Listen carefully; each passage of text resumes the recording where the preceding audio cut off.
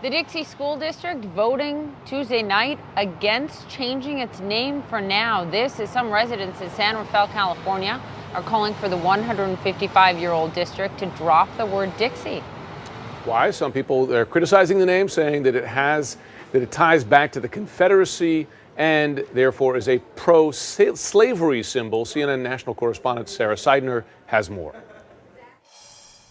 The fight over whether to change the name of the Dixie School District is sparking vitriolic political discourse, mirroring that which is playing out in southern states over whether to remove Confederate statues. Whatever opportunity there was for the dialogue that you talked about at the beginning is long gone. Media circuses, hijacked board meetings, and online smear campaigns and personal threats have intimidated people, have turned neighbor after neighbor against neighbor. The name Dixie never meant a thing to me despite growing up south of the Mason-Dixon line. But this is Marin County, California, a Bay Area county known for being a laid-back liberal bastion of well-to-do, mostly white residents. Which is why the pitched, emotion-filled battle over the name Dixie took some residents by surprise. I was attacked as a bomb thrower, an arsonist, an outside agitator. People hissed at me, and there was immediate negative impact. Dixie School Board trustee Marnie Glickman spearheaded the latest call for the removal of the name Dixie. People have been saying that this name hurts them for decades now, and we can make this simple change. Mercy Chu, a mom with 2 kids in the district, says those who want a name change have been name-calling bullies to people like her who want to keep the name. I personally have been through a lot on just joining this campaign, and to be called racist and a white supremacist, it's been very hard to understand why people wouldn't just accept that other people have different understanding of a certain word.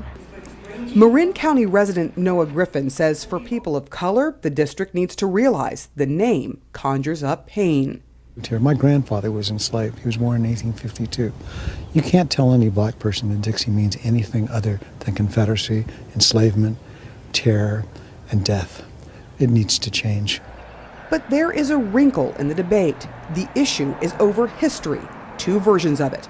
One held by those who want the name changed and the other by those who don't.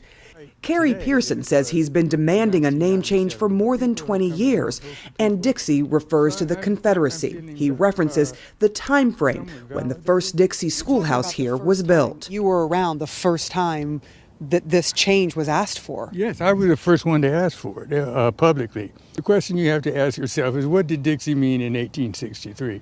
During the Civil War. But residents with the group We Are Dixie, who don't want a name change, say the school district was named after Mary Dixie, a member of the Miwok tribe.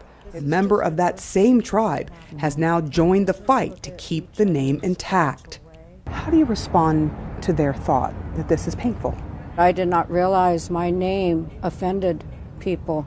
I went to school with a guy with the last name Custer. I would never, ever ask him, hey, that offends me and what happened to my people. You need to change your name. That's part of our history. We need to learn from it.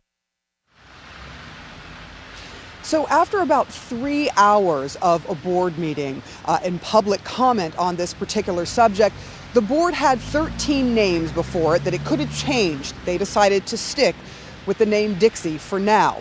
But after all of that, someone put through a petition that basically asked for the school to change its name to a 14th recommended name, which is the Sojourner Truth School District. Of course, Sojourner Truth being the abolitionist and the African American who also was a women's rights advocate. That will be voted on in the coming days.